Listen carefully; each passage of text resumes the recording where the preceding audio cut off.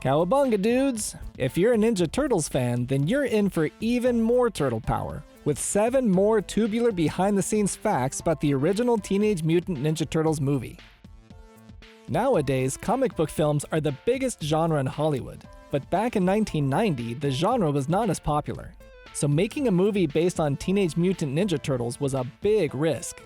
After every major studio turned them down, it was decided that the film would be made as an independent film, and it managed to defy expectations and become the highest-grossing indie film of all time, until it was dethroned nearly a decade later by the Blair Witch Project.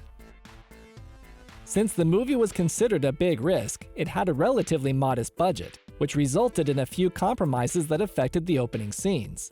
The original opening of the film contained the turtles' giant shells mysteriously emerging from the river at night, before engaging on a long, complicated tracking shot through the city. But the budget constraints caused the tracking shot to be replaced by scenes of the Foot committing acts of theft during the daylight. And the shot of the turtles' shells emerging from the water was cut too, although it did make it briefly into the trailer. Another scene from the opening that was changed was when the turtles attack the teens mugging April. It was supposed to be a big fight scene, but there wasn't enough time in the production to choreograph it. So that's why the light was knocked out and the turtles beat up the muggers in the dark instead.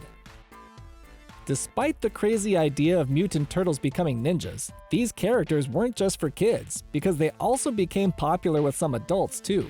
One notable adult fan of the franchise was Hollywood star and legendary comedian Robin Williams, who reportedly had a slight involvement with the film. As the story goes, Judith Hoag was preparing for her role as April while making Cadillac Man with Robin Williams. And when he found out that Hoag was going to play April, Williams provided her with a ton of information about the character to help her prepare. A very sneaky fact is that aside from April O'Neil, there were 2 more female news anchors we learned about in the story. The Channel 3 news reporter June interviewed April about her subway mugging, and the other reporter is Mae Williams, who is mentioned by April as being her higher-paid rival over at Channel 5. And in case you didn't already put the pieces together, the interesting connection between all 3 of these newswomen is that they're all named after a month of the year: April, May, and June. Casey Jones was played by Elias Koteas, and it's hard to imagine anyone else in the role, because he played the part of the wisecracking, hockey-loving vigilante so well. But even though he was the perfect choice, there was a long list of other famous actors that were also considered for the part, including Kiefer Sutherland, Emilio Estevez, Christian Slater, Johnny Depp, and Keanu Reeves.